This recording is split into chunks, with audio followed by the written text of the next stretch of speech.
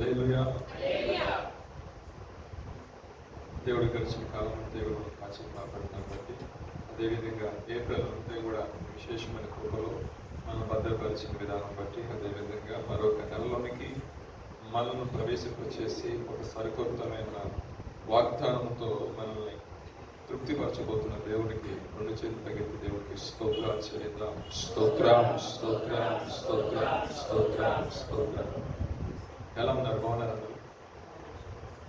దేవునికి స్తోత్రం. దేవుని యొక్క పరిశుద్ధ గ్రంథంలో నుండి ఒక రెండు మాటలు చూద్దాం. ప్రతి నెల ఒక వాగ్దానం మనం తలపోసుకుంటూ ఉంటాం. ఆ వాగ్దానము మీ యొక్క జీవితాల్లో దేవుడు నెరవేరుస్తున్నారని నేను నమ్ముతున్నాను. ఏ విషయమే ప్రభు మాకు సెలవిచ్చిన మాటే మీకు తెలియజేస్తాము, కానీ మా యొక్క స్వజ్ఞానం బట్టి కానీ లేదా మా సొంత ఆలోచన బట్టి కానీ ఇక్కడ తీసుకొచ్చేది ఏమీ లేదు. ఆ రకంగా అయితే ఎన్నో వాగ్దానాలు, రకరకాల వాగ్దానాలు వచ్చాయి. ఈవెన్ మధ్యాహ్నం కూడా గత 3 నెలలు పెట్టి అనుకుంటున్నాను ఒక వాగ్దానం మీద మెసేజ్ చెప్దామని. ఈవెన్ ఈ నెల కూడా అది పోస్ట్ పోన్ అవడం జరిగింది. ఆ మాట ఏంటంటే, గొప్ప వాత్సల్యముతో నేను సమకూర్చేదను అని ఒక మెసేజ్ తీసుకుందాము. అది ఈ మే నెలలో కానీ లాస్ట్ మంత్ చెప్పుకుంటున్నాం. ఆ వాగ్దానం ప్రకారం ప్రభు ఆ సంఘంతో చక్కగా దాని మీద కొంచెం మా వాక్యం తీసుకొని చెప్దాము అని గత నెలలో చెప్పినారు కదా.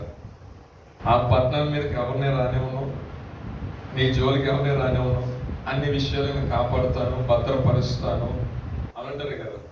ఆ నెలలో ఆ వాగ్దానం ప్రకారం దేవుడు మాట్లాడు. ఈ నెలలో చెప్తామని మధ్యాహ్నం మరలా కూర్చొని ప్రార్థన చేసుకుంటా ఉన్నాను. ప్రభు అంటే ఉదయం మొదలుకొని ఈ పిఎంఎస్ గురించి గత 2 రోజులు బట్టి ఆలోచిస్తా ఉన్నాను. సెలవు ఉంటుంది, వెళ్ళాలి, వాక్యం చెప్పాలి అని ఐదో రకంగా స్కిప్ చేద్దాం అనుకున్నాను. కానీ దేవుడి యొక్క ఏర్పాటు, దేవుడి యొక్క నడిపింపు ఉన్నప్పుడు మనం ఎన్ని అడ్డంకులు మనం పెట్టుకున్నా దేవుడి ముందుకు తీసుకొని వస్తూనే ఉంటాం. అయితే యెషయా గ్రంథము 43వ అధ్యాయము 19వ వాక్యము గత 2 రోజులు బట్టి నన్ను ప్రభు ఆత్మ ప్రార్థన చేస్తుండగా అదే మాట చెప్పని ప్రేరేపించింది. ఇదిగో నేను ఒక నూతన క్రియ చేయుచున్నాను. చాలండి, దేవునికి స్తోత్రం. హల్లెలూయా. ఇదిగో నేను ఒక నూతనమైన కార్యము చేయబోచున్నాను మీ యొక్క జీవితాల్లో, ఇప్పుడే అది మొలుచున్నని ప్రభు సెలవిస్తున్నమాట. దేవునికి స్తోత్రం. హల్లెలూయా. నేను వచ్చేటప్పుడు కూడా వర్షం పడుతూ ఉంది. నేను వచ్చేటప్పుడు కూడా అసలు ఆ వాగ్దానాన్ని మీరు ఎందుకని ప్రభు నేను స్కిప్ చేద్దామన్నా కూడా ఆ మైండ్ లో అది ఏం చేస్తుందంటే అదే అదే అదే రిపీట్ చేస్తా ఉంది. వేరేగా బస్సు తీసుకుందామన్నా కూడా అది యాక్సెప్ట్ చేయట్లేదు అమ్మాయి.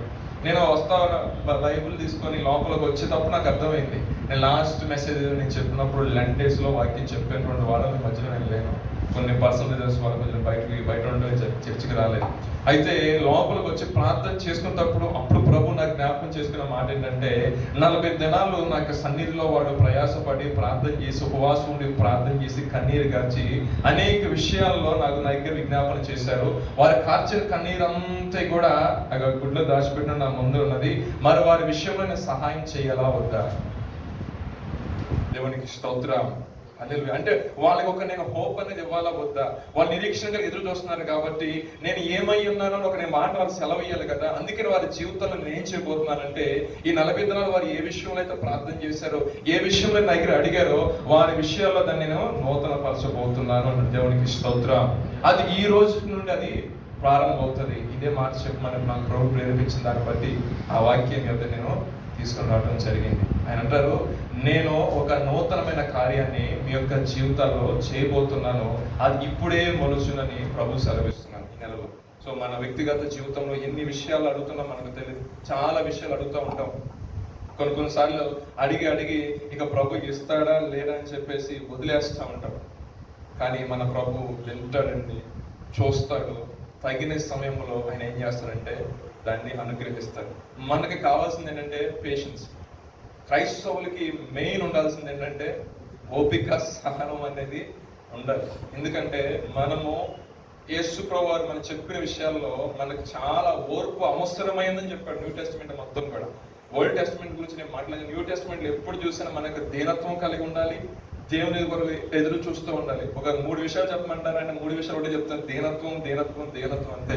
ప్రభు ఎదుట మనం తగ్గించుకోవాలండి. మనుషుల వైపు నుంచి కాదు, మనుషుల గురించి కాదు, కానీ ప్రభు ఎదుట తగ్గించుకొని, ఫర్ ఎగ్జాంపుల్ నేను చెప్తున్నాను, ఏదైనా నాకు అవసరం వచ్చింది, సో మా డాడీని నేను అడగాలంటే నాకు ఒక రైట్ ఉంది కొడుకుగా, కానీ ఆయనకి ఇవ్వాలా వద్దని ఒక ఆలోచన మనసులో ఉంటుంది. కానీ నన్ను చూసినప్పుడు ఆ యొక్క స్వాభావికంగా నేను ఆయన దృష్టిలో ఒక మంచి వ్యక్తిగా, ఒక దీనత్వం కలిగిన వ్యక్తిగా ఉంటే నేను అడగక ముందు నాకు ఏది అవసరం నా దేవుడు తెలుస్తాడు అని అంటారు కదా. ఒకవేళ వయసు రీత్యా ఏమైనా బై మిస్టేక్స్ చేసినా మరలా నేను నాకు పొరపాటును సరి చేసుకొని దీనత్వం కలిగిన నా తండ్రికి వచ్చినప్పుడు కరుణావాసన గల దేవుడు సహాయం చేస్తాడు. తండ్రి కూడా మన జీవితాల్లో సహాయం చేస్తాడు. 40 దినాలు మీరు లెంట్ అంటూ ఆరాధన చేస్తూ ప్రభు మీరు తగ్గించుకున్న దాన్ని బట్టి, ప్రభు మీరు చేసిన ప్రార్థన బట్టి ప్రభు ఒక వాగ్దానం మనం చేశారు కాబట్టి నిజముగా ఈ యొక్క వాగ్దానం మనకి జీవితం నెరవేర్చబడును కాక. ఆమేన్. సో పరిశుద్ధ గ్రంథంలో ఎవరెవరి జీవితాల్లో దేవుడు నూతనమైన కార్యాలు చేశారంటే క్లుప్తంగా 4 మాటలు చెప్తారండి. మనకు అందరం తెలిసిన విషయమే. దిక్కుదోచని పరిస్థితుల్లో దేవుడు అద్భుతకరంగా ఆయనే మార్గం చూపించి నడిపించున్నాడు. ఎవరికంటే ఇశ్రాయేలు ప్రజలకి. అవునంటారు కదా, నిర్గమాకాండంలో మనం చూసినట్టు కొన్ని మాటలు ఉంటాయి. ఆ అధ్యాయంలో చూసినట్లయితే సైన్యము వెనక వెంబడిస్తూ ఉంది, ఇశ్రాయేలు ప్రజలు సాగిపోతున్నారు. ఒక ప్రాంతంకి వచ్చేసరికి ఏమైపోయిందండి, ఎర్ర సముద్రం అనేది అడ్డుగా వచ్చేసింది. అడ్డుగా వచ్చిన సందర్భంలో నేనైనా ఏ దైవజనుడైనా చేసిన పరిస్థితి ఏంటండి, అసలు అక్కడ వేయలేనప్పుడు ఏం చేయాలి, దేవుడే సరికొత్తదైన మార్గాన్ని ఏర్పాటు చేయాలి అని అంటారు కదా. సో దేవుడు సరికొత్తగా మార్గాన్ని ఒక నూతనమైన కార్యం వారి జీవితంలో జరిగించాలి. అప్పుడు దాకా అద్భుతాలు చేయలేదా, చేశాడు. కానీ ఈ అద్భుతం అనేది రికార్డెడ్ గా ఉంది. రికార్డెడ్ ఇప్పటికీ ఎర్ర సముద్రంలో ఆనాడు అన్ని సంవత్సరాల క్రితం జరిగిన ఏదైతే ఆ మార్గం వెళ్ళారో ఈ ఫరో సైన్యం ఉంది కదా, ఆ సైన్యం వచ్చినప్పుడు మొత్తం మునిగిపోయింది కదా. మునిగిపోయిన తర్వాత కొన్ని అవశేషాలు ఉంటాయి కదా, రథాలు అవన్నీ ఇప్పుడు అన్ని కూడా బయటపడతా ఉన్నాయి. హిస్టారికల్ గా నిలిచిపోయి దేవుడు చేసే అద్భుతాలు అత్యంత అద్భుతం, చాలా పెద్ద అద్భుతం ఏదైనా ఉందంటే ఈ ఎర్ర సముద్రాన్ని బాయిలుగా చేయటమే. సైన్యము 6 నెలల దేవుడు నడిపించున్నాడు.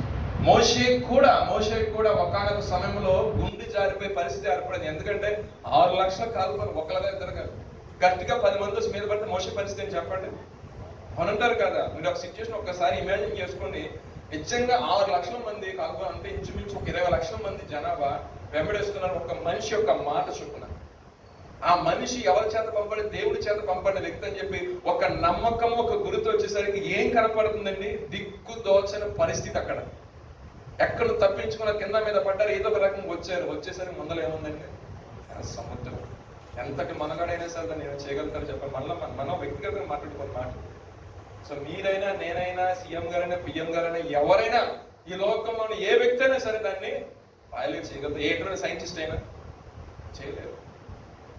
సో నడిపించబడుతున్న నాయకుడు ఎంత బట్టన ఉంటుంది ఆ టైంలో. నాకు తెలిసి హార్ట్ బీట్ ఎలా కొట్టుకుంటుందని మోషే గారికి ఒకసారి కొన్ని బైబిల్లో ఒక సందర్భాలు చదువుతున్నప్పుడు ఆ సిచ్యువేషన్ రియల్ గా ప్లేస్ లో మనకి ఉంటే ఎలా ఉంటుందని మనం ఒకసారి ఆలోచిస్తే బైబిల్ మనకు క్షుణ్ణంగా అర్థమవుతుంది నిజంగా. మరి ఆ టైంలో ఆయన కంగారు ఎత్తినప్పుడు దేవుడు అంటాడు, ఎందుకు కంగారు పడతావు, నీ చేయి చాపండి, నాకెందుకు మొరపెడతావు. దేవుడు అద్భుతకరంగా నూతనంగా ఏం చేశాడంటే నూతనమైన మార్గాన్ని ఏర్పాటు చేశాడు. అప్పుడు దాకా వెనకొక భయము, వెనకొక ఆందోళన, ఎవడొచ్చి మీద పడతాడు. దేవుడు చక్కగా తన ప్రజలను ఏం చేశాడండి 6 నెలలు నడిపించేసి ముందుకు తీసుకొచ్చి అంత మాత్రం అక్కడ అయిపోవాల. నెక్స్ట్ ఈ మధ్యలో వచ్చి దాటి వచ్చిన తర్వాత ఆత్మీయ జీవితంలో దేవుడు మనకు కూడా మనకి వ్యక్తిగత జీవితం అటువంటి సిచ్యువేషన్స్ రాకపోవు, కానీ వచ్చినప్పుడు మనం ఏం చేయాలంటే నిరీక్షణ కలిగి దేవుని వైపు చూసినప్పుడు శోధింపబడే వారికంట ఆయన మార్గము చూపించి తప్పించే దేవుడు అండి. అంతేగాని శోధనలో చచ్చిపోవాలని అనే దేవుడు కాదు మన దేవుడు. నువ్వు అలా పాపం చేసావు, అలా మగ్గిపో, మీరు దోషం చేసావు, అలా చచ్చిపో అనే దేవుడు కాదు. మనం ఆరాధిస్తున్న దేవుడు ఎవరంటే మన మనసుపూర్వకంగా ఆయన వైపు తిరిగినప్పుడంట ఆయన గొప్ప వాత్సల్యంతో మనల్ని తీసుకుంటాడు. మన దగ్గర ఉన్న విధానం అంటే అసలు తిరగని వారు ఏంటంటే పరిశుద్ధ గ్రంథం సెలవిస్తుంది, దేవుడు వారు కొంత సమయం ఇచ్చాడు, సమయం ఇస్తాడు. అప్పటికీ తిరగపోయారు అనుకోండి, దేవుడు అంట భ్రష్ట మనసు కలగేసి సాధన చెప్పేస్తున్నాడు. వాస్తవం చెప్పాలంటే భ్రష్ట మనసు కలిగింది అనుకోండి, ఎందుకంటే దేవుడు అవకాశాలు ఇస్తాడు. దేవుడు నమ్మదగిన వాడండి. ఏ తండ్రి తన కుమారుడు నాశనం అయిపోవాలని ఏ తండ్రి కోరుకోడు. అవకాశాల మీద అవకాశాలు ఇస్తూనే ఉంటాడు. ఆ కుమారుడి విషయంలో దేవారాత్రులు తండ్రి కన్నీరు కాస్తూనే ఉంటాడు. అందుకంటే లోబడిన ప్రజలైపు దినమంతా నా చేతులు నేను చాపి, ఆయన నిరంతరం ఇకనైనా వస్తాడేమని ఆయన ఎదురు చూస్తూనే ఉంటాడు, చేతులు చాపుతూనే ఉంటాడు. మనం అటువంటి దేవుడిని మనం కలిగి ఉన్నాం.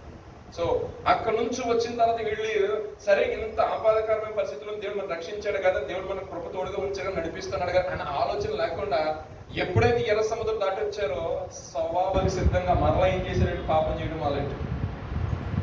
మోషే ఏమైపోయాడు మనకైతే అయితే మనకు వదిలే, కానీ మనమైతే చేయాల్సింది చేసి ఇంకో దేవుడు పెట్టేసుకుందాం, ఇంకో రకంగా చేసేద్దాం అనుకున్నప్పుడు దేవుడికి వచ్చిన కోపానికి మోషే అన్న మాట తెలుసా, వాళ్ళందరం చంపుకో మొదలని చెప్పి అన్నాడు.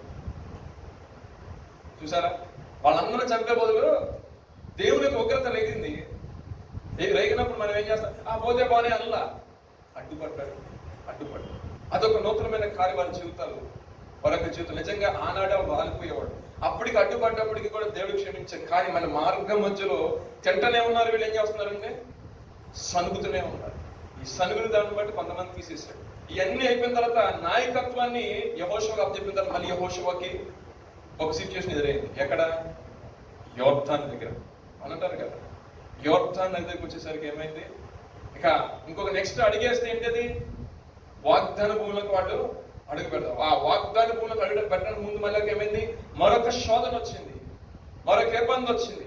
దేవుడే అద్భుతమైన కార్యం జరిగించాలి. దేవుడు మరొక నూతనమైన కార్యం అక్కడ జరిగించాలి. ఇప్పటిదాకా అనేక రకాల అద్భుతాలు చేశాడు ఆయన, కానీ ఇప్పుడు చేసే అద్భుతం చాలా ఇంపార్టెంట్. ఎందుకంటే ఆనాడు మోషేకు తోడుగా ఉన్న దేవుడు ఇప్పుడు కూడా తోడుగా ఉన్నాడంటే ఖచ్చితంగా అక్కడ ఏం జరగాలి, ఒక అద్భుతం అనేది వారి యొక్క జీవితాల్లో జరగాల్సిన సిచ్యువేషన్ ఏర్పడినప్పుడు వెంటనే ప్రార్థన చేస్తున్నప్పుడు దేవుడు చెప్పాడు, యెహోషువ దైవజనులు మొదలు పెట్టినాడు అన్నాడు. దేవుడు దైవజనులు స్తుతిస్తూ గణపరుస్తూ వారి యొక్క పాదాలు ఎప్పుడైతే మందసం పట్టుకొని వాళ్ళ యొక్క పాదాలు వెళ్ళిపోయి యోర్దాను నదిని తాకాయో వెంటనే ఏం జరిగిందంటే చెప్పాలి, యోర్దాను ఏమైపోయింది, ఏకరాశిగా నూతనమైన కార్యాలు జరిగించడానికి మన దేవుడికి ఎంతో ఇష్టమైన మన దేవుడికి ఒక అద్భుతం ఏంటంటే విశ్వాసంలో జనాన్ని స్థిరపరచని దేవుడు కోరుకుంటాడు. అంటే మనము ఏదైనా మనం ఎక్స్పెక్ట్ చేస్తున్నామంటే నువ్వు నిజమైన విశ్వాసంతో నువ్వు దేవుడిని గమనించినప్పుడు, నిజమైన విశ్వాసంతో నా దేవుడు అన్నప్పుడు దేవుడు ఖచ్చితంగా నీ పట్ల కార్యము జరిగిస్తాడు. యెహోషువ వారు కూడా చెప్పాడు, నువ్వు వెళ్ళు అక్కడ కార్యం జరిగిస్తున్నాడు. విశ్వాసంతో దైవజనులను ముంగబెట్టాడు. వాళ్ళు స్తుతిస్తూ గణపరుస్తూ ఆ యొక్క యోర్దాను నదిలో తాగేసరికి యోర్దాను కాస్త అయిపోయిందండి, ఏకరాశిగా నిలిచిపోయింది. దేవుడు చేసే అద్భుతాలు ఆ విధంగా ఉంటాయి. మనకు వ్యక్తిగత జీవితంలో చూసినట్లయితే యోహాను సువార్త 14:6 చూద్దాం ఒకసారి ఒక మాట. యేసు ప్రభు గారు కనపడతారు. యేసు ప్రభు గారు అంటారు, నేనే మార్గం సత్యం జీవం మాట చెప్తూ తండ్రి యొద్దకు. ఇప్పుడు చూడండి, వాగ్దాన భూమి అనేది ఇశ్రాయేల్ ప్రజలకి ఆ విధంగా ఉంటే, ఇదే వాగ్దాన భూమి మనకి జీవితాలు కంపేర్ చేసుకుంటే ఆ వాగ్దాన భూమి అనేది పరలోక రాజ్యం అవునంటారు కదా. ఈ పరలోక రాజ్యం మనం వెళ్ళాలంటే, ఈ పరలోక రాజ్యం అడుగు పెట్టాలి అంటే మనకి మార్గము చూపించే ఒక వ్యక్తి కావాలి. సో ఆ మార్గం చూపించే వ్యక్తి ఎవరు ఉన్నారండి? యేసు ప్రభు గారు. యేసు ప్రభు గారు వచ్చి మనకి ఆ వాక్యాన్ని ఆ విధానం బోధించిన విధానం బట్టి, ఇప్పుడు పరలోకం అంటే అది వరకు మనకి ఏం తెలుసండి? పరలోకం గురించి ఎప్పుడైనా ఓల్డ్ టెస్ట్మెంట్ అక్కడ పరలోకం గురించి రాసుకుని వచ్చారు, కానీ యేసు ప్రభు గారు వచ్చి రాశారు. కానీ అంత సవ్యంగా యేసు ప్రభు గారు, నేను తండ్రి యొక్క నుండి పంపబడినవాడు, నేను తండ్రి దగ్గరికి వెళ్తున్నాను, నేను తండ్రి దగ్గరికి వెళ్ళినప్పుడు నేను నివాసాలని ఏర్పాటు చేస్తాను, మరలా నేను తండ్రి వద్ద నుండి వస్తానని చెప్పారు అవునంటారు కదా. ఇదంతా కూడా ఒక నూతనమైన ప్రక్రియ మన యొక్క జీవితాల్లో. అంటే ఏమీ లేని సిచ్యువేషన్ లో నుండి దేవుడు మళ్ళీ ఏం చేస్తారంటే నూతనమైన మార్గాలు నడిపిస్తాడు. దేవుడికి స్తోత్రం, హల్లెలూయా. ఇశ్రాయేలు ప్రజలు వాళ్ళు ఎక్స్పెక్ట్ చేయలా ఎర్ర సముద్రాన్ని క్రాస్ చేస్తారు, యోర్దాన్ని క్రాస్ చేస్తారు. మనం కూడా ఎక్స్పెక్ట్ చేయలా. ఏంటి, పరలోకం ఒకటి ఉంది, మనం బాప్తిసం తీసుకుంటాము, మన ప్రవక్తను మార్చుకుంటాము. కానీ యేసుప్రభు గారు మన జీవితంలో ఏం చేశారండి? నూతనమైన కార్యాలు చేస్తున్నారు. యేసుప్రభు గారు బాప్తిసం తీసుకుంటూ వచ్చినప్పుడు సందర్భం చెప్తాను. యేసుప్రభు గారు బాప్తిసం తీసుకుని వచ్చిన సందర్భంలో యోహాన్ అంటారు, నేను మీ చేత బాప్తిసం తీసుకోవాల్సిందిగా మాట్లాడతారు కదా. ఆయన కూడా చెప్తారు, సరే ఇప్పుడు ఇలా కానీ అంటారు. తర్వాత ఒక మాట ఏంటంటే, ఇదిగో నేనైతే నీళ్ళలో బాప్తిసం ఇస్తాను, నా తర్వాత వచ్చేవారు ఎలాగేస్తారండి? పరిశుద్ధాత్మ అగ్నిలో బాప్తిసం. ఇక్కడ 2 పాయింట్లు మాట్లాడు. అందరం కలిసి ఏ బాప్తిసం తీసుకున్నాం? మీరైనా నేనైనా అందరం కలిపి నీళ్ళ బాప్తిసం తీసుకున్నాం. సరే, నా తర్వాత అంటే ఎవరు? ఇప్పుడు యేసుప్రభు గారు వచ్చారు, అవునా? యేసుప్రభు గారు వెంబడిస్తున్నాం మనము. పరిశుద్ధాత్మ అగ్నిలో ఎవరు బాప్తిసం తీసుకున్నారా? తీసుకోలేదు. పరిశుద్ధాత్మ అగ్నిలో బాప్తిసం. ఇప్పుడు నేనేమన్నాడు? తండ్రి కుమార పరిశుద్ధాత్మ బాప్తిసం తీసుకున్నా, అవునా కదా? కానీ అక్కడ అన్న మాట ఏంటి? నేనేం నీళ్ళ బాప్తిసం ఇస్తున్నా, నా వెనక ఒక ఆయన వస్తున్నాడు. ఆయన దేంట్లో ఇస్తాడు బాప్తిసం? పరిశుద్ధాత్మ అగ్ని అన్నాడు. అంటే నువ్వు పరిశుద్ధాత్మ అగ్నిలో బాప్తిసం తీసుకోవాలా? పరిశుద్ధాత్మ అగ్ని అభిషేకం అంటే నువ్వు ఎప్పుడైతే నీళ్ళతో బాప్తిసం తీసుకొని నీవు ప్రవర్తన సరి చేసుకున్నప్పుడు పరిశుద్ధాత్మ వరాన్ని పొందుతావు. పరిశుద్ధాత్మ వరాన్ని పొందిన తర్వాత సంపూర్ణమైన క్రైస్తవంలోనికి, అంటే నేను క్రైస్తవులు మాట్లాడాలని క్రీస్తువులకు మారిన వ్యక్తులు కాదు ఇంకప్పటికి. ఎందుకంటే నేను బాప్తిసం తీసుకున్నాను. ఫర్ ఎగ్జాంపుల్ నన్ను ఎగ్జాంపుల్ తీసుకున్నాను. బాప్తిసం తీసుకుని పరిశుద్ధాత్మ వరాన్ని పొందుకున్నాను. ఆరాధన చేస్తున్నప్పుడు భాషలు మాట్లాడుతున్నాను, ప్రార్థన చేస్తే భాషలు మాట్లాడుతున్నాను, ప్రవచిస్తున్నాను, అన్ని చేస్తున్నాను. బయట కొట్లాడగలేసరికి బూతులు కూడా తిడుతున్నాను. మీకు అర్థమైందని చెప్పింది అంటే ఏది కంట్రోల్ లేదు అంటే ఇప్పుడు నాలో వేషధారణం ఉందా లేదా? వేషధారి దేవుడి రాజ్యంలో చేస్తారా? వేషలేని సరే పల్లవ రాజ్యం అడుగుంది వేషధారికి. మరి ఇప్పుడు నాలాంటి వ్యక్తిని పరిశుద్ధపరచాలంటే నెక్స్ట్ ఏముండాలి? నాలుగుడు అగ్ని రావాలి, అవునా కదా? అగ్ని ఏం చేస్తుంది? నాలో దాగి ఉన్న స్వభావం ఒకటి ఉంది. చర్చిలో ఉన్నప్పుడు ప్రార్థన చేస్తున్నప్పుడు భాషలతో ప్రార్థన చేస్తున్నాను, ఆరాధన చేసినప్పుడు భాషలతో దేవుడు కనపరుస్తున్నాను. ఏదైనా సిచ్యువేషన్ కొంచెం ఏదైనా బ్యాడ్గా ఉన్నప్పుడు నాలో దాగి ఉన్న ఒక స్వభావం ఉంది. అది ఎవరికి తెలియదు, నా దేవుడికి తప్పితే. ఆ స్వభావం ఏం చేస్తుందంటే ఇమ్మీడియట్గా బయటకు వచ్చేసి అక్కడ అనరాని మాటలు మాట్లాడుతుంది. సో అది పోవాలి అంటే దేనితో పరిశుద్ధపరచబడాలండి? బంగారం దగదగా మెరవాలి. ఆ మెరిసే బంగారంలో ఆ షైనింగ్ తగ్గిందంటే దాన్ని ఇమ్మీడియట్గా ఏం చేస్తారు? అగ్నిలో కొలుములో వేసి దాన్ని మరలా చేసినప్పుడు దానికి పట్టిన రస్ట్ ఏదైతే ఉండదో మొత్తం తొలగించబడి మరలా అది ఏం చేస్తాయి? దాని కూడా క్వాలిటీని రిప్రజెంట్ చేస్తా, అవునా కదా? సో మన క్రైస్తవ జీవితంలో కూడా దేవుడు కోరుకునే ఇదే భక్తి. మనలో దాగి ఉన్న పాపాన్ని తొలగించాలి. దాగి ఉన్న పాపాన్ని నేను కంటిన్యూ చేస్తాను, నేను నా విషయంలో ఇలాగే ఉంటాను, నేను ఇలాగే నడుస్తాను, క్రైస్తవులు జీవిస్తానంటే క్రీస్తు వస్తారు, యేసుప్రభు వస్తారు. నేను అంటాను, అయ్యా నేను వాక్యం ప్రకటించాను, నేను నీ గురించి ప్రవచించాను, ఆరాధన చేసిన భాషలతో మాట్లాడాను, ఇన్ని రకాలుగా పరిగెత్తాను కదా ప్రభు అని ఎవరు నాకు తెలియదు అంటే ఫస్ట్ మాట. ఎందుకని? నా అంతరంగంలో ఇంకా పాపం దాగేవు. నా అంతరంగంలో దేవునికి ఇష్టమైన క్రియలు, నా అంతరంగంలో పాపం పోయినప్పుడే కదా వాగ్దాన భూములను ప్రవేశపెట్టబడేది. చాలా మంది వాగ్దాన భూములను ప్రవేశపెట్టకుండా రాలిపడగల కారణం ఏంటి? శనిగారు గొనిగారు, అవునా కాదు? పవన మాట నేను మరలా వస్తానే తీసుకుని వెళ్తానంటే సిద్ధపాటు కలిగి ఉండే వ్యక్తి యొక్క జీవితంలో అంతరంగంలో ఇప్పుడు కూడా పాపం. ఆ పాపం అంటే ఏంటంటే నిజమైన రక్షణ ఆనందాన్ని మనము అనుభవించలేదు. దావీదు గారు అదే అన్నారు, అయ్యా నన్ను పరిశీలించి పరీక్షించి తెలుసుకును, నీకు ఆయుష్కరమైన మార్గం ఉన్నానేమో నన్ను సరించు. దేవా నా యందు శుద్ధం దయచేసి అంతరంగంలో స్థిరమైన మనసు నూతనంగా పుట్టించు. చూసినప్పుడు ఆకర్షితులు అయిపోతున్నాడేమో. ఆయనకున్న ప్రాబ్లం ఆయన ఎక్స్ప్రెస్ చేశాడు దేవుడి దగ్గర. నాకు ఈ ప్రాబ్లం ఉంది, నేను మిస్టేక్ చేశాను, నేను దీన్ని ఓవర్కమ్ చేయలేకపోతున్నాను. ఎప్పుడైతే కన్నీరు పెట్టుకుని ప్రార్థన చేశాడో ఆ యొక్క దోషంలో తప్పితే ఇంకెక్కడ తప్పు చేసినట్టు ఎక్కడ కూడా. ఎందుకంటే పరిశుద్ధాత్మ అగ్ని అభిషేకం. చాలా మంది నూతన కార్యం జరిగించుకోవా, నూతనమైన కార్యం జరిగించంటే నూతనమైన మార్గం నడిపించే దేవుడు మన దేవుడు. ఆ నవనూతనమైన మార్గం నడిచేటప్పుడు ఏంటంటే ఇది కూడా అడగాలి, ప్రభా పరిశుద్ధాత్మ అగ్ని అభిషేకంతో నీకు దేవుని యొక్క ఆత్మ మంట అగ్ని వచ్చిందంటే చర్చ్ స్టార్ట్ అయింది ఎప్పుడండి? అపోస్తల కార్యాలు పెంతెకోస్తు పండుగ దినాన చర్చ్ స్టార్ట్ అయింది. వాళ్ళు కూడుకొని మేడగదిలో ప్రార్థన చేస్తున్న పరిశుద్ధాత్మ అగ్ని జ్వాలలుగా విభావింపబడి ప్రతి ఒక్కరు కూడా ఆత్మతో మాట్లాడారు, అవునా కదా? చాలా మంది చాలా రకాల మాట్లాడినప్పటికీ కూడా పేతురు గారు చెప్పారు, ఏవైనా ప్రవచనాత్మకంగా ఇదిగో ప్రతి ఒక్కరి ఆత్మను కుమ్మరిస్తాను. ఆత్మ పడిన ప్రతి ఒక్కరి మీద కూడా దేవుని కార్యాలు ఉంటాయంటే ఎంత ఇనిషియల్ డేస్ లో ఉన్నప్పుడు ఖచ్చితంగా దేవుడు ఏం చేస్తాడు? నడిపిస్తాం. కొంచెం ఏంటంటే కొంచెం మనమైనా సరే చర్చ్ కొత్తగా వస్తున్నారు వాళ్ళు కొంచెం ఎంకరేజ్ చేస్తాం. ఎంకరేజ్ చేసిన తర్వాత వాళ్ళు కొంచెం స్పిరిచువల్ గా ఒక లీడ్ తీసుకున్న తర్వాత వాళ్ళు వదిలేస్తాం. ఎందుకంటే వాళ్ళు మనకి సపోర్ట్ అవసరం లేదు, మరి నెక్స్ట్ రోజు ఎవరు కావాలి, మరలా కొత్తగా వాళ్ళు వస్తారు, వాళ్ళకి సపోర్ట్ చేయాలి. ఎందుకంటే వాళ్ళు విశ్వాసంలో అటు ఇటు ఉంటారు. అటు ఇటు ఉన్న వాళ్ళు ప్రభు చెప్తున్న మాట ఏంటంటే అగ్నిలో నుంచి ఒకరిని లాగినట్టు అంటాడు ప్రభు. సో వాళ్ళని మనం స్టెబిలైజ్ చేయాలి కొన్ని విషయాలు. సో అట్లా స్టెబిలైజ్ చేయాలంటే ఫస్ట్ నువ్వు స్టెబుల్గా ఉండాలి, అవునంటారు కదా. సో మన ఆత్మీయ జీవితంలో ఒక నూతనమైన కార్యం దేవుడు చేస్తా అంటున్నాడు కాబట్టి ప్రభుని ఇది అడగండి, ప్రభా నాలో ఈ పరిశుద్ధాత్మ అగ్నిని పెంచండి. నేను ఏదో ఎక్స్పెక్ట్ చేయట్లా, ఈ లోకంలో ఆస్తులు కాదు, అంతస్తులు కాదు, ధన ధాన్యాలు నాకు అవసరం లేదు. యెహోవా ఆశీర్వాదం ఐశ్వర్యం ఇచ్చును. ఆయన ఆశీర్వాదం మన ఎత్తున ఉంటే చాలు, ఆయన యొక్క దీవెన ఆయన కనుపరదం ఉంటే చాలు. అది రోగమే కావచ్చు, ఏదైనా కావచ్చు, ఆయన తీసి అవతల పడేస్తాడు. ప్రభు సెలవిస్తూ ఉంటాం, ప్రభు రమ్మంటే పోతాం అంతే. కానీ వెళ్ళిన తర్వాత నరకంలో పడకుండా ఉండాలంటే మనం ఇక్కడ ఎలా కలిగి జీవించాలంటే పరిశుద్ధాత్మ యొక్క అనుభవంలోకి మనం నడవాలి. ఈరోజు వాగ్దాన సందేశ కూడికి మనం వచ్చాము. ఈ వాగ్దాన సందేశ కూడికలో అంటే ఆశీర్వాదం సంబంధించి మాటలు ఉంటాయి. నేను అంటాను, నీవు ఆశ్రయించబడతావా, ఆశీర్వాదకరంగా ఉంటావా అని 2 పాయింట్స్ ఎదుర్కొంటుంటుంది ఎప్పుడైనా సరే. ప్రతి క్రైస్తవ జీవితంలో చూసుకోవాల్సింది ఏంటంటే ఆశ్రయించబడతావా, ఆశీర్వాదకరంగా ఉంటావా.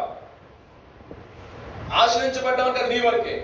ఆశీర్వాదకరంగా ఉన్నాం అనుకోండి, అనేక మందికి ఆశీర్వాదకరంగా అంటే అనేక మందిని దేవుని తిప్పే ఒక వ్యక్తిగా ఉంటాం. మోషే ఆశ్రయించబడ్లా, ఆశీర్వాదకరంగా ఉన్నాడు, అవునంటారు కదా, అవునా కాదండి. దావీదు తనొక్కడ ఆశించబడ్లా, ఆశీర్వాదకరంగా ఉన్నాడు. దేవుని యొక్క శాశ్వతమైన సింహాసనము తన యొక్క అంశాలు దేవుడు పెట్టేసింది. సో అనేక మందికి మనము ఆశీర్వాదకరంగా ఉండాలండి. నేను ఇప్పుడు అంటాను, నేను 4 కార్లు కొనేసుకొని 4 లక్షల శాలరీతో అది అది అది జీవితం కాదండి. అది జీవితం కాదు. అది జీవితం అంటే మనము అనేక మంది బిడ్డలకి ఆశీర్వాదకరంగా దేవుడికరంగా ఉండాలి ఎప్పుడైనా సరే. సో ఆ రకంగా రావాలంటే ఈ లోకంలో ఉన్న ఈ ఏదైతే డస్ట్ మనమే పడతా ఉంటుంది, ఆ డస్ట్ కాస్త కాలిపోవాలంటే ఆ ఫైర్ నీలో ఉండాలి. దేవునికి స్తోత్రం, హల్లెలూయా. ఆ పరిశుద్ధాత్మ అగ్ని అనేది నీలో ఉందనుకోండి, ఈ లోపల డస్ట్ దగ్గర సరౌండింగ్స్ వచ్చిన ఆటోమేటిక్ గా ఆ యొక్క అగ్నికి ఉన్న సహజ లక్షణం ఏంటంటే దేని సరే తగలబెట్టేస్తా ఉంటుంది. సో ప్రభు రాత్రికాల సమయం మీరు అడగండి, ప్రభు ఈ యొక్క అభిషేకంతో నన్ను నింపి నడిపించాయా. ఇంకొక మాట చూద్దామండి. ఎడారుల్లో ఆయన నీటిని ఉబ్బుకు చేయకూడదు. మనకు తెలుసు కదా, ఎడారు త్రోవలో వెళ్తున్నారు, అరణ్యంలో అప్పటికే తప్పుగా ఉన్నారు. అసలు ఎడారంటే మహాభయంకరంగా నీటి చుక్కనే దొరకదు. కానీ మోషేకి మరొక శోధన. దేవుడు ఒక నూతనమైన కార్యం చేసి ప్రార్థన చేసినప్పుడు ఒకసారి బండతో మాట్లాడాను, ఒకసారి బండతో కొట్టే గండ పడుతుంది.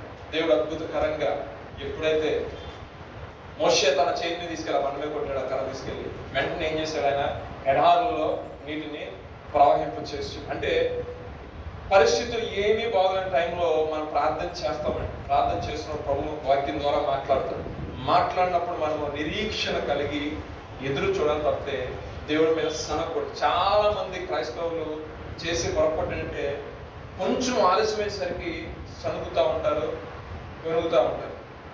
కానీ ఆలస్యం అవుతుంది కదా, ఆయన ఏం చేస్తారంటే ఆ ఆలస్యంలోనే ఒక సిద్ధపాటు ఒక ప్రత్యేక ప్రణాళిక ఆయన రాస్తూనే ఉంటాడు అక్కడ, ఆయన ఏం చేయాలి అని. ఆ టైం గ్యాప్ కూడా లేకుండా మనం ఏం చేస్తామంటే నోట్లో నుంచి మాట అనేది క్రీస్తు నమ్ముకున్న శ్రమలేనండి. క్రైస్తవులకి ఇబ్బందులు అండి. పక్కన క్రైస్తవులు అనేది అంటారు లేదా, ప్రభు నమ్ముకున్న నిజమైన బాబు చేసుకున్న అందుకని ఏమన్నా నమ్ముకోరు. ఇబ్బందులు అండి, కష్టాలు మనకే వస్తాయండి కష్టాలు. దేవుని విశ్వాసం అయిపోయింది, నాశనం. 15 సంవత్సరాలు చేసిన భక్తులను అయిపోయింది, జీరో. అవిధేయత చేత, వాళ్ళ యొక్క అవిధేయత చేతంట వాగ్దాన భూమిలో ప్రవేశించకుండానే తాపకరమైన సర్పాల చేత కరవబడి కొంతమంది అయితే మోషే కన్నీరు రాక దేవుడి దగ్గర మొదలుపెట్టినప్పుడు ఇద్దరు సర్పాలు లేక మోషే దాని వైపు చూసిన ప్రతి ఒక్కరు పొందుతాడు. ఈరోజు క్రీస్తు వైపు చూసిన ప్రతి ఒక్కడు కూడా నశించిపోక నిత్య జీవనం పొందుకొని మన ముద్రకారు. మోషే ఆనాడే చూపించాడు చాలా విషయాల్లో. ఇదైనా దైవజనులు కూడా మనం ఏంటంటే యవన కాలంలో ఎన్నో రకమైన ఆలోచనలు వస్తూ ఉంటాయి, చెప్పడానికి సిగ్గుపడుతూ ఉంటాం కొన్నిసార్లు పాస్గా చెప్పం. కానీ నేను అంటాను, ఒక బ్రదర్గా, ఒక అన్నగా, అన్న నా సిచ్యువేషన్ ఇలా ఉంది, లేదా అక్క ఉన్నారు, అక్క లేదు, అమ్మాయిలు ఉంటే అక్క చెప్పిన వాళ్ళు మనకంటే ఒక 10 సంవత్సరాల ముందే లేరు, ఆ సిచ్యువేషన్ చూశారు కాబట్టి వాళ్ళు మనకి కరెక్ట్గా గైడ్ చేస్తారు. ఎందుకంటే వాళ్ళు నిరంతరం దేవుని యొక్క సేవలు ఉన్నారు, దేవుని యొక్క నడిపింపు ఉన్నారు కాబట్టి మనకు తెలియని ఆలోచనలు కూడా ఒకవేళ వాళ్ళకి తెలియకపోయినా దేవుడు స్పాంటినియస్ దేవుడు ఏం చేస్తాడు, వాళ్ళకి ఆలోచన ఇచ్చి ఇలా చేయని చెప్పి ఒక మాట ఆయన సెలవిస్తుంది. దేవుడికి స్తోత్రం. హల్లెలూయా. చూడండి, పరిస్థితులు ఇబ్బందికరంగా, వాటర్ లేదు కానీ ఇబ్బందికర పరిస్థితులు దేవుడు ఏం చేసిన ఒక నూతనమైన కార్యము వారి యొక్క జీవితాల్లో చేస్తున్నారు. ఆ యొక్క వాటర్ గురించి కాదు కానీ కొత్త నిబంధనలకు వచ్చేసరికి యేసు గారితో ఒక ఆమెతో మాట్లాడుతుంది, సమరయిస్తుంది. పాపంతో కొట్టుమెట్లాడుతున్న స్త్రీ మధ్యాహ్నం టైంలో వచ్చింది, ఎవరు లేని టైంలో, ఎందుకంటే మిగతా టైంలో ఇది కూడా అంటారని చెప్పేసి. కానీ యేసుప్రభు గారు కూర్చొని వెయిట్ చేస్తున్నారు. మేడం గారు రానే వచ్చారు. కొంత డిస్కషన్ జరిగింది. జరిగిన తర్వాత ఈ నీళ్ళు నేను చదువుకురమ్మా, నేను జీవజలాన్ని ఇస్తానమ్మంటే ఏమంటే ఈసారి నేను రానంటుంది, ఆమె గ్రహించలేకపోతుంది. కానీ ఎప్పుడైతే ఆయన చెప్పాడో నీ భర్తను తీసుకున్నాను, నాకు భర్త లేడానికి 5 పెన్మిట్లు పడరా అనేసరికి వాస్తవం బయటకు వచ్చేసరికి నేను ఏమై ఉన్నానో, నా బ్రతికేంటో చెప్పిన వాడిని కనుగొన్నాడు. ఆయనే మెస్సయ్య అని. ప్రభువునందు విశ్వసించిన వారి యొక్క కడుపులో ఉన్నట జీవజల దారులు ప్రవహిస్తాయి అంటారు కదా. ఇప్పుడు ఆమె యొక్క జీవితంలో నా ప్రభు ఏం చేస్తున్నాడండి?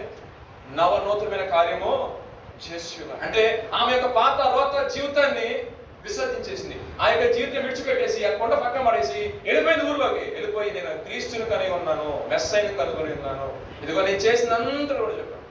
మనం నిజమైన దేవుడిని ఎప్పుడైతే కలిగి ఉంటామో, నిజమైన దేవుడి మీద ఎప్పుడైతే ఆనుకుని ఉంటామో, ఒక సంతోషం ఉంటుంది, ఒక ఆనందం ఉంటుంది. ఇక మరలా పాపం వైపు తిరిగి ఎప్పుడు చూడాలి. నువ్వు ఇంకా క్రీస్తులో ఉండి ఇంకా నువ్వు పాపం వైపు చూస్తున్నావంటే నిజమైన మారు మనసు, నిజమైన పశ్చాత్తాపం నీళ్ళు ఇంకా అని నిజమైన పరిశుద్ధాత్మ నడిపింపు ఇంకా నీలో లేదు.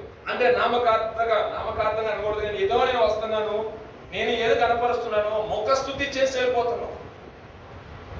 ఆ భక్తి మనల్ని పరలోక రాజ్యం చేర్చదని బైబిల్ చెప్తున్నమాట. ఎందుకంటే ఒకడు ఆత్మ సంబంధంగా నడిచారనుకోండి, వాని యొక్క నడవడిక, వాని యొక్క ప్రవర్తన అంతే కూడా ఆశీర్వాదకరంగా, దేవునికరంగా ఉంటుంది. అనేక మందికి దేవునికరంగా ఉంటుంది. అనేక మంది చూస్తే ఒక సంతోషం, ఒక ఆనందం అనేది ఆ వ్యక్తిని బట్టి కలుగుతాం. ఎందుకంటే ఆ వ్యక్తి యొక్క ఆత్మ గారు పనిచేసేది, దేవుని యొక్క ఆత్మ అతని మీద అల్లాడుతుంది కాబట్టి. దేవునికి స్తోత్రం. హల్లెలూయా. సతీష్ కుమార్ గారు కానీ, జానశ్రీ గారు కానీ, ఇంకా చెప్పండి సేవకుల పేరు, మీకు నచ్చిన సేవకుల పేరు, ప్రవీణ్ బెల్లంపల్లి ప్రవీణ్ అన్న కానీ, ఇంకా కొంతమంది సేవకులు వారి పేరు మనకు ఎందుకు నవ్వు వస్తుంది, ఆనందం వస్తుంది చెప్పండి మళ్ళా అన్నమాట. ఎందుకని వాళ్ళు దేవునికి వారి జీవితాలు సమర్పించుకుని దేవుని విషయంలో పరిగెడుతున్నారు కాబట్టి, దేవుని యొక్క ఆత్మ వాళ్ళకి ఉంది కాబట్టి, వారిని చూడాలన్నా, వారితో మాట్లాడాలన్నా, వారు వచ్చి మనతో మాట్లాడాలి, ఒకలాంటి సంతోషం అనేది. దేవుని కంటే ఎవరు గొప్పవాడు కాదు, ఏ మనుషుడు గొప్పవాడు కాదు, కానీ దేవుని ఆత్మ చేత, అంటే దేవుని యొక్క నడిపింపు వాళ్ళకు ఉంది కాబట్టి, దేవుని యొక్క ఆత్మ వాళ్ళని ప్రేరేపించి పరిచయం చేపిస్తుంది కాబట్టి మనము అదే విధంగా వారికి ఎక్కువ మనం తక్కువ అనేది ఏమీ లేదు. కానీ కొలత లేని ఆత్మను కుమ్మరించే దేవుడు నా దేవుడు. ఇవాళ ఇక్కడ కూర్చున్న పరిస్థితిలో ఉండవచ్చు, రేపు నీ పరిస్థితి దేవుడి రాత్రి కాసమే మార్చవచ్చు. ఎవరిని ఏ రకంగా దేవుడి పరిచయం వాడుకుంటాడో ఏంటో తెలియదు. మన ఎప్పుడు లాస్ట్ 2 వీక్స్ మొత్తం ప్రవీణ్ గురించి మనం మాట్లాడాము. ఎవరు మన రీసెంట్గా చనిపోయిన ఆయన పగడాల ప్రవీణ్ గురించి. ఆయన కూర్చొని అంటే పలానా రాష్ట్రం పోన్నాడు దేవుడు. ఇప్పుడు వెళ్ళమంటే అక్కడ నువ్వు పో ముందు అన్నాడు దేవుడు. ఆయనకి వెళ్ళిన తర్వాత రైల్వే స్టేషన్ 3 రోజులు అంట. మీ అందరూ తెలిసిన విషయం యాక్చువల్గా. మరి 3 రోజులు ఆయన ఎందుకు వెళ్ళాడు? నైట్ మెరకలు చేస్తాడు దేవుడు ఎవరైతే జీవితంలో, ఎవరి జీవితంలో అయినా సరే శాసనాలు రాత్రి మార్చేస్తాడు. మొద్దికైతే రేపొద్దు ఉరి ఈ రాత్రి మాట్లాడు దేవుడు. రేపొద్దు మన పరిస్థితి ఏంటో తెలియదు. ఈ రోజు నూతన కార్యం చేస్తా అంటాడు దేవుడు. దేవుడికి స్తోత్రం. నిందల మధ్య అవమానం మధ్య మనం వెళ్తున్నామేమో, అనేక మంది మనం చూస్తున్నప్పుడు చిన్న చూపుకుందేమో, దాన్ని కొట్టివేసి దాన్ని ఫలింపచేసి ఆ స్థానంలో తన నామాన్ని మహిమపరుచుకుంటాడు. దేవుడికి స్తోత్రం.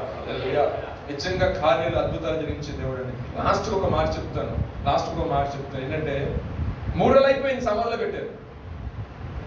యేసుప్రభు గురించి ఆ ప్రాంతం అంతా తెలుసు. ఆయన అంటారు, అరే ఇది ఉంది కదా, నన్ను సిలువ వేస్తారు బాబు, తర్వాత మంది సమాధి చేస్తారు, నేను 3వ దినాలు లెగిస్తాను దేవుడు చెప్పారు. చెప్పిన తర్వాత వీళ్ళు, నేను యేసుప్రభు గారికి సంఘం ఎంతమంది తెలుసా? 11 మంది.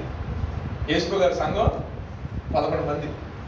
11 మంది శిష్యులే కదండి. ఆయన చెప్పుగా ఆయన సంఘం అనాలి, దాన్ని మరి వాసన చెప్పాలండి. పాస్టర్ గారు, యేసుప్రభు గారు, యేసుక్రీస్తు గారు, మిగతా శిష్యులు 11 మంది. మరి ఈ 11 మంది సర్వ ప్రపంచానికి వెళ్ళి సర్వ సృష్టికి వెళ్ళి స్వార్థ ప్రకటించాలంటే వాళ్ళ ఫెయిత్ లెవెల్స్ అల్టిమేట్ లో ఉండాలి. అంటే వాళ్ళు భూ సంబంధంగా ఇలా చూడకూడదు, ఆత్మ సంబంధంలో చూడాలి ప్రతి ఒక్క ఆలోచన కూడా. అవునా కదా? అంటే వాళ్ళకి ఎంత విశ్వాసం నింపాలంటే, అంటే ఇక ఏదైనా ప్రభు కొరకే అన్నట్టు నింపాలంటే వాళ్ళు కళ్ళు పెట్టుకుని అద్భుతాలు జరగాలి అంటారు కదా. సమాధి చేపట్టాడు ఎవరు? లాజరు.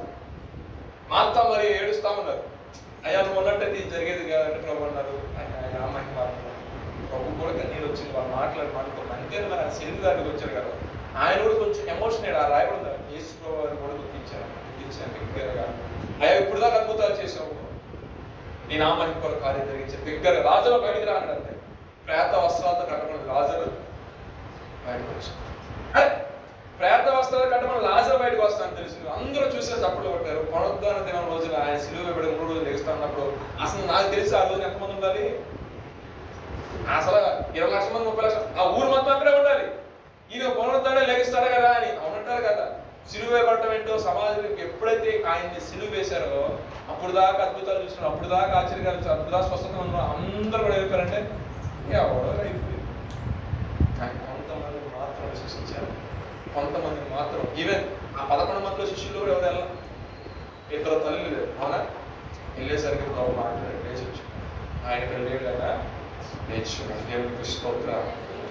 ఆయన అందరూ అద్భుతాలు చేసే విషయంలో మన దేవునికి సాధ్యని వారు ఎవరు లేడు. దేవునికి స్తోత్రం.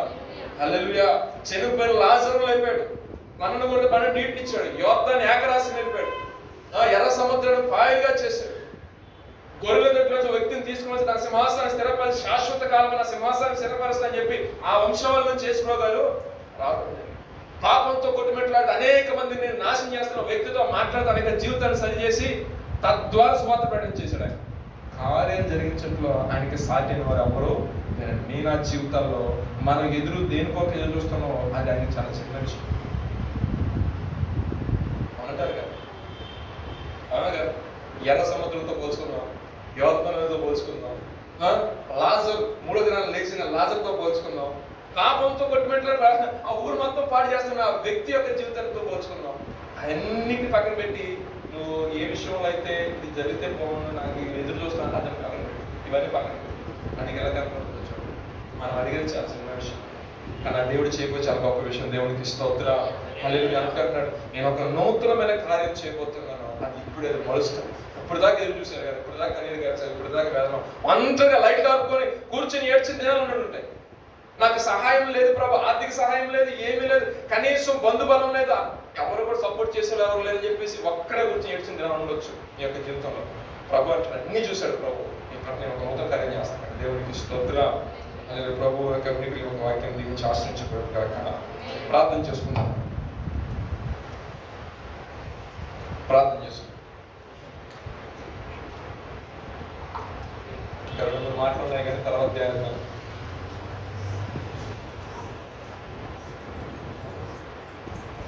నోవాహు దినాల్లో ప్రార్థన చేసుకుందాం. నోవాహు దినాల్లో కూడా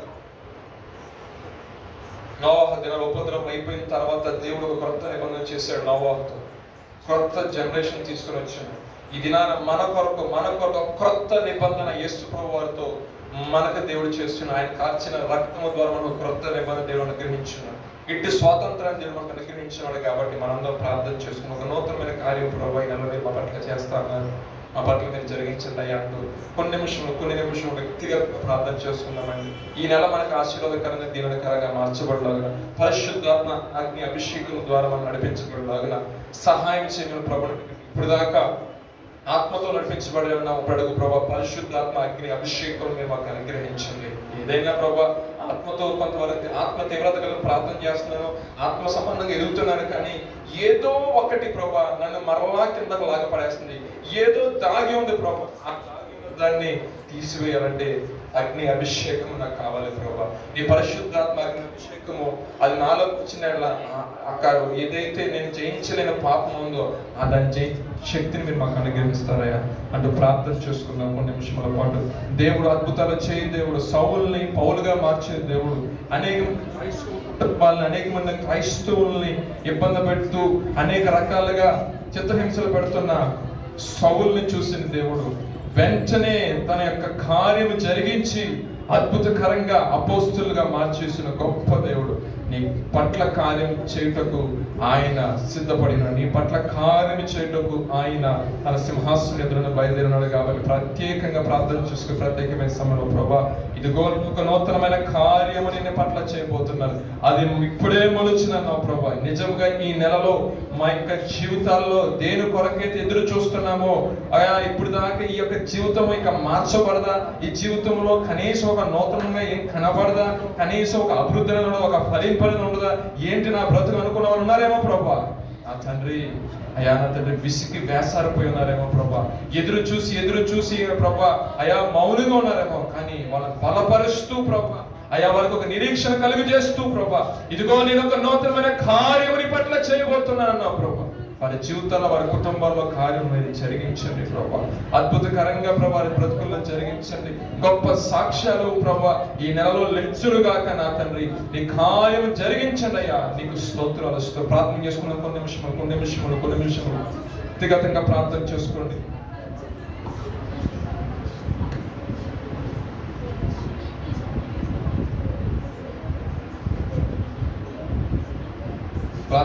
ప్రార్థన చేసుకుని మౌనంగా ఉండకుండా సమయం వృధా చేసుకుంటా కొన్ని నిమిషం పాటు ప్రార్థన చేసుకుంటాం.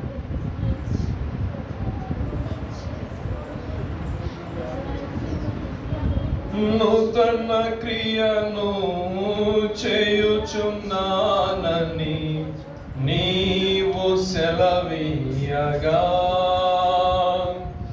నా ఎడారి జీవితమే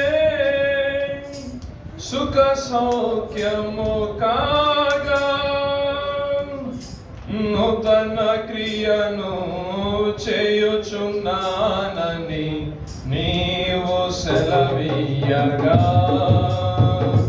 నా ఎడారి జీవితమే సుఖ సౌఖ్యము కాగా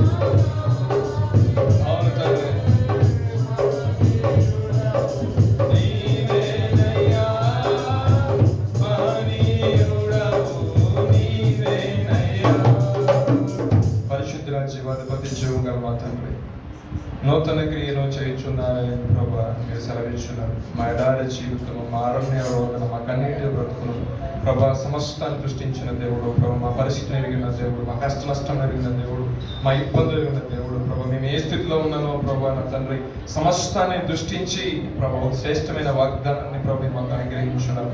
నిశ్చయముగా మా మనోత్వాన్ని మీరు ఆలకించినందుకు, నిశ్చయముగా మీరు మాకు తోడే ఉన్నారని ప్రభా.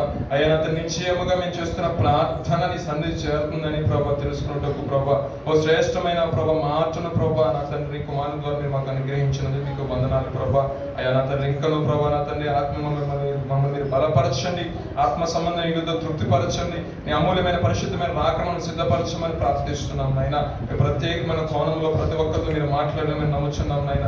స్థితిగతులు ఎరిగిన దేవుడు, పరిస్థితులు ఎరిగిన దేవుడు ప్రభా, గొప్ప సాక్ష్యాలు నేను లేచినట్లుగా ప్రతి ఒక్కరి జీవితంలో మీరు ప్రభా ఒక నవనూతనమైన కార్యం జరిగిస్తున్నామని యేసుక్రీస్తు వారి పరిశుద్ధమైన నామములో అడిగి వేడుకలు ప్రార్థిస్తున్నాము పరమ తండ్రి. ఆమేన్. ప్రభు మీ అందరికీ వందనాలు.